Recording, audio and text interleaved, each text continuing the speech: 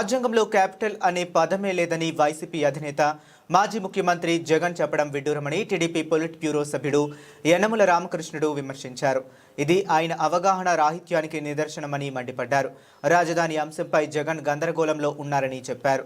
ఆనాడు ప్రతిపక్షంలో ఉన్నప్పుడు అమరావతి రాజధాని నిర్మాణానికి 33,000 ఎకరాలు అవసరమన్న జగన్ ఆ తర్వాత ముఖ్యమంత్రిగా 3 రాజధానుల సిద్ధాంతాన్ని తెచ్చారని గుర్తు చేశారు.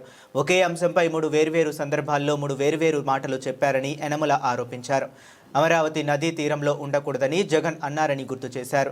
ప్రపంచంలోనే అనేక జాతీయ రాజధానులు, ప్రధాన నగరాలు నదీ తీరాలేనని అభివృద్ధి చెందాయనే విషయం జగన్ తెలుసుకోవాలన్నారు.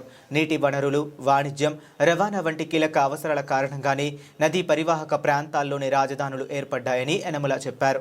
డాన్యూబ్ నదీ తీరం వెంబడి 4 దేశాల రాజధానులు ఆస్ట్రియా, స్లోవేకియా, హంగేరీ, సెర్బియా ఉన్నాయని ఆయన గుర్తు చేశారు.